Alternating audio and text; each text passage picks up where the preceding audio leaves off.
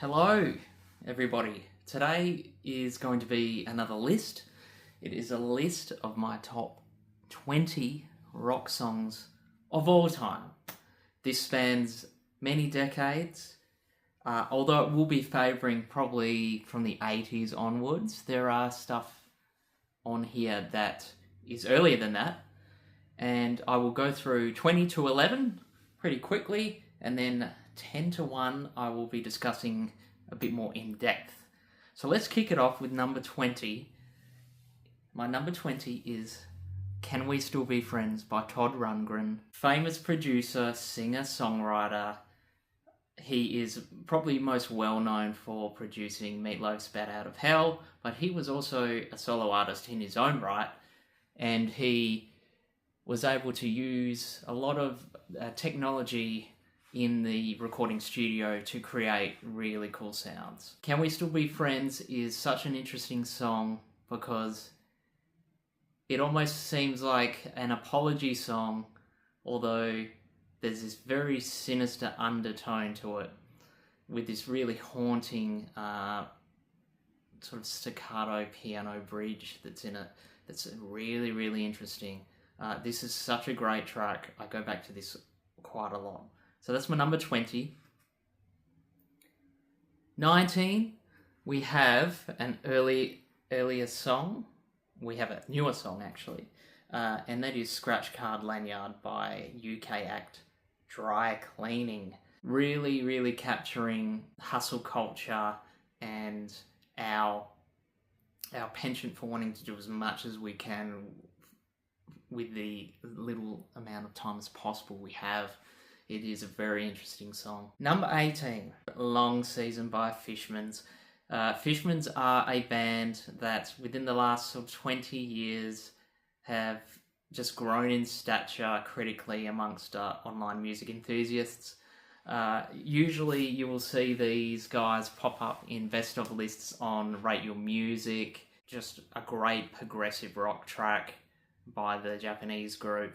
It is highly recommended for anybody who is into anything like remotely progressive, like, I don't know, Porcupine Tree, stuff like that. Number 17, we have 80s band The Chameleons with Swamp Thing. Such a great arranged track. We have the build-up with the faux country kind of hoedown riff, with the synths coming in the start, and just a brilliant build up to the song. And then we have an outro that's just to die for on that. Just highly recommended. Number 16, Don't Stop Believin' by Journey. I think in terms of rock tracks, this has everything. It's got guitar solos, it's got big build-ups, sing-along choruses. There is a reason why this is universally loved, this track. You know, it's shown up in TV shows, movies, you know, Glee's done a version of it. It's parodied in Family Guy. It's a part of the pop culture. It is in the zeitgeist as being one of the most probably karaoke'd songs and one of the most popular songs of all time. Number 15 is Change in the House of Flies by the Deftones. This White Pony album that was released, one of the best albums of that era. You will not find you'd be hard pressed to find a better album around that time. Like, absolutely brilliant.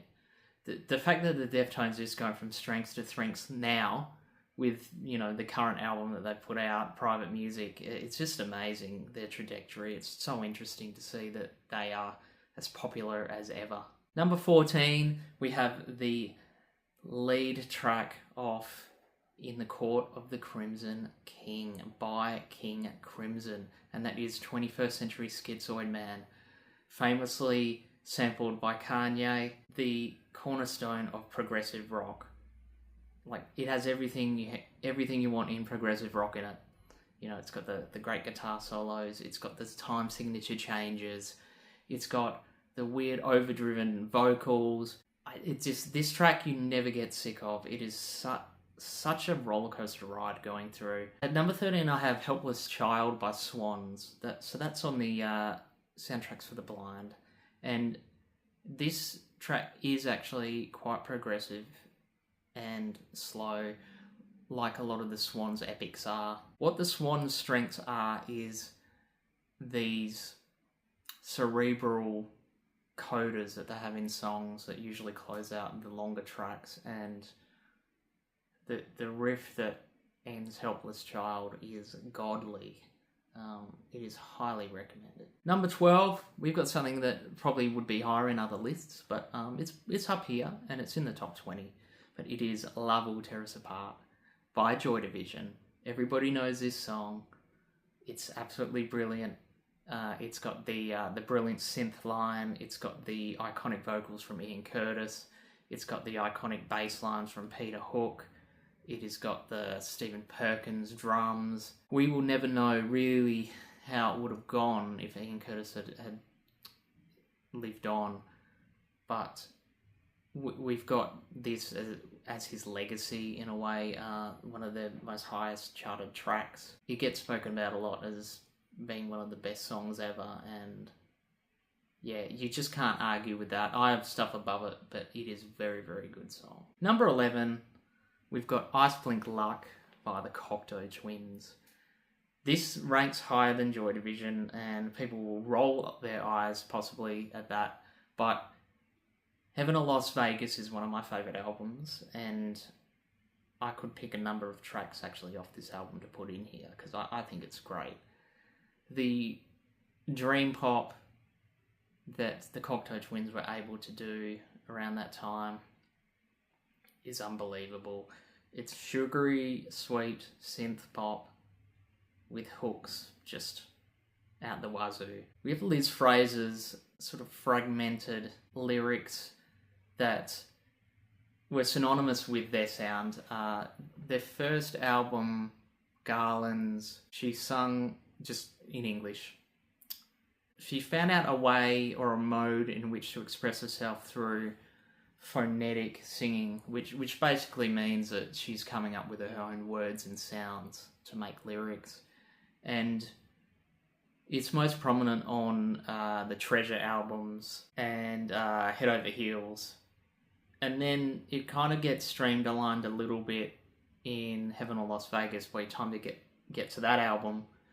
There are more discernible lyrics that you can kind of pass through, but still, she still maintains that ambiguous vocal style with the kind of half gibberish lyrics, which is really, really cool. And this is just one of the high watermarks of their output. Number 10 of the classic Melancholy and the Infinite Sadness album, we have Bullet with Butterfly Wings by the Smashing Pumpkins. If you're looking for anything to point towards 90s angst, look no further than this song. And there's a few other songs in the grunge period. In terms of sheer kind of angst and lyrics about, being demeaned or not being misunderstood, Bullet with Butterfly Wings really, really nails it down. At number 9, we have the side-long epic from Yes, which is the title track to the album Close to the Edge. It is Close to the Edge at number 9. Close to the Edge is probably the best progressive rock song ever made, in my view. I think its passages in it are just transcend art. It is absolutely phenomenal. It does not get boring in any way. There's slower parts, there's faster parts, there's chaotic parts, there's serene parts. There's parts that are profound, there's parts that are silly. But everything that they were aiming towards at the time with that classic Yes lineup, they've nailed it down. They would never ever be able to do anything as cohesive as this in such a long form. They would attempt to do it several times, and they will come close. Like there's tracks like Gates of Delirium, which is quite close to that. I think that's off Relayer, but they would never ever get any better than this, conceptually, musically, as Close to the Edge. Number 8, Heart-Shaped Box by Nirvana is number 8. To me, it's all about being vulnerable. Kurt Cobain was never scared of being vulnerable, and that's one of the things that endeared him to audiences worldwide. This idea of masculinity and this sort of thing of bravado was stripped away, was really, really stripped away from Nirvana's music, because they didn't really want any part of that. The acerbic nature of the In Utero recordings shows you where they were at. They wanted to make the antithesis of Nevermind, and In Utero is the product of that. It is the product of expectation and wanting to subvert expectation. At number 7, we have David Bowie's Station to Station. Another epic. It's nearly 10 minutes, might be a little over 10 minutes long. Its sections that it goes through are so well put together, so well arranged. You've got that sort of 2-minute opening thing with the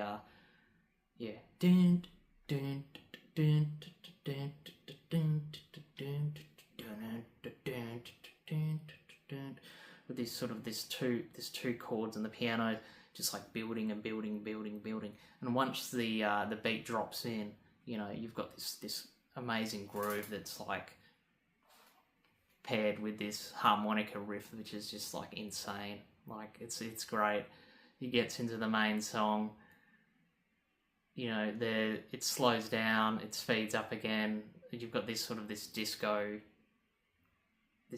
section at the end. It's just so brilliant. Number 6, we have Teenage Riot by Sonic Youth. Probably their most well-known song, apart from, say, Dirty Boots and 100%. This was the lead track off their breakthrough album, Daydream Nation. Everybody knows it. It's got the Kim Gordon spoken word intro if you're listening to the album cut. The classic detuned guitar synergy of Thurston Moore and Lee Ranaldo comes together, and this whole album is just brilliant. But this song in particular, it like Heart Shaped Box by Nirvana, it really, really does encapsulate the spirit of the times. And it was 1988, so we were a couple of years before grunge really broke into the mainstream, but Sonic Youth are a big reason why grunge actually got big in that next couple of years. They had a lot to do with that. We're getting up to the big boys now. This is where it's at. This is the top 5. This is my top 5, not your top 5. This is what I consider, and I went through these. The criteria for the list is basically, how many times have I listened to it? How many times have I gone back to it? What is its relevance in popular music? And what are the arrangements like? What are the lyrics like? All of those things I put into this. My number 5 is Inca Roads by Frank Zappa. Frank Zappa would make some more accessible songs than this, I would say. But for Frank, this is his finest hour for him. He would do many other things. He was a composer that was restless and never stopped. I mean, they're still bringing out recordings of his now. He had this huge vault. It was like he was like Prince in a way. Like he just had this huge vault of recordings. He just never stopped creating. Inca Roads is his finest hour. I suggest that you go and listen to it if you're a fan of any sort of experimentation, like instrumental rock. If you like guitars, you like quirky arrangements, Frank Zappa is your guy for that. He basically, you know, he turns like sort of pop songwriting on its head a lot of the time. And if I've got it here, I'm just going to see if it's off this one, which I think it is. Yes, it is. So it is the lead track off the One Size Fits All album. And this was during his gold period. He put out some gold albums. There was this, there was Overnight Sensation and Apostrophe, and that was considered his mainstream period. He would then go on to have his own record label called Barking Pumpkin. Through that, he had issues with the Warner Brothers putting out his releases, but it's a different video in itself. But With Inca Roads, everything just comes in. That arrangement is absolutely fantastic. I highly suggest you listen to that. Number 4, manifesto on postmodernism, really, and that is Once in a Lifetime by Talking Heads. I think that David Byrne is perfectly rated, and when I say that, he's really lauded as one of the best songwriters of all time, and rightly so. He is just his ingenious penchant for everyday observations, and how he depicts neurosis in music is just, he's one of the best at it, and I think for me, Once in a Lifetime is obviously depicting like somebody having an existential crisis, and nobody wrote about existential crisis as well as David Byrne did. But when you pair that with the Brian Eno production and the rhythm section of Tina Weymouth and Chris Franz, I think I got that wrong. But when you put it all together, you get this amazing track that's not only intelligent but just highly accessible too. There's a reason why this is such a great song and such a commercial hit. So number 3 is Paranoid Android by Radiohead. Paranoid Android by Radiohead, much like Once in a Lifetime, really captures the anxiety of the times in which it was written. One of the most rewarding listens, because you can go back to it quite a bit and hear different things. The production on the OK Computer album, which is This Is Off, reveals itself with subsequent listens so much. There's like so much going on, and it's a really good headphones album. Paranoid Android, you can listen to it over and over again and never get bored of it, because it is quite dynamic in the way that it's put together. I think it was 3 different songs sort of stitched into one. I think that's how they made it. But it takes you on a ride, and by God, like, I rank it high because of the lyrics, the instrumentation, the production. Everything here is at its finest here. So my number 2 is The King. It is Elvis Presley with Heartbreak Hotel. I love Heartbreak Hotel. I think it's one of the best rock songs ever. The fact that rhythm and blues was being appropriated by Caucasian musicians is something that people it's a sticking point for some people, and I can understand that in a way.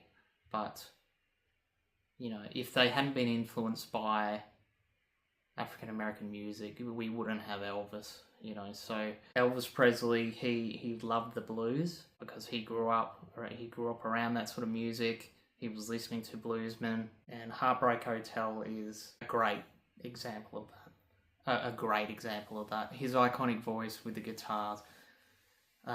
He would go on to make other songs probably boppier. You could probably put a lot of those other early Elvis tracks in there. You could put Jailhouse Rock, Blue Suede Shoes, all that. But my favourite is Heartbreak Hotel every time. This is the one you've all been waiting for. So, what do I think is the best rock track of all time?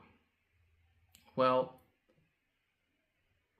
culturally, musically, critically, philosophically, this track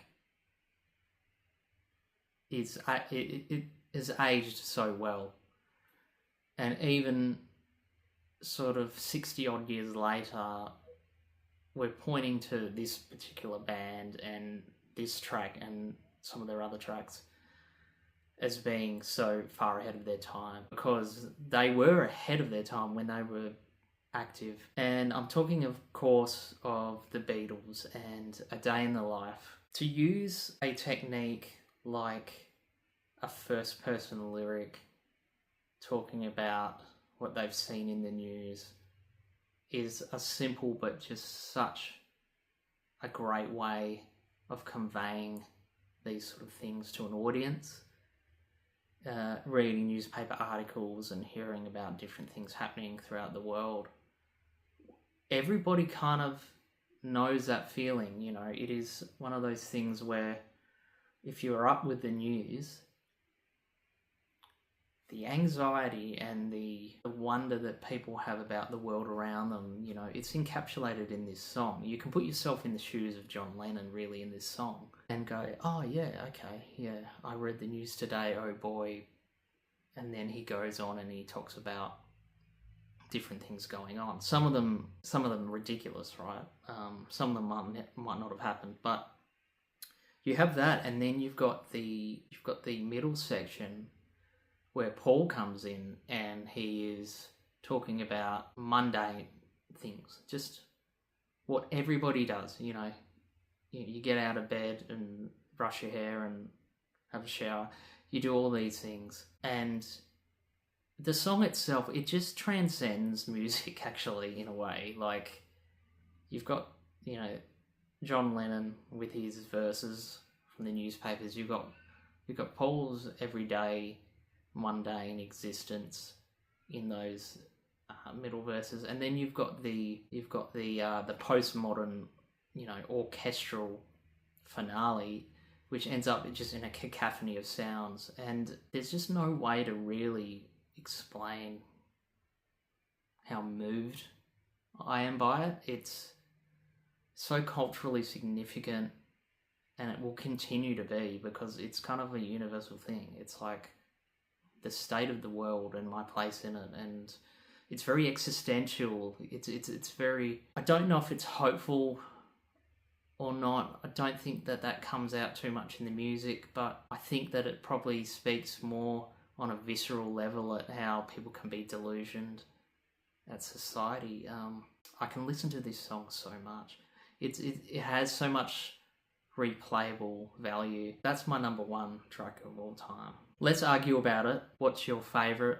What's your top 5? What's your top 10? Subscribe if you like, and add a like to the video. But I'm going to go and I'm going to listen to A Day in the Life again for the millionth time. Thanks so much. If you got to the end here, thanks so much for watching. I'll see you in the next video.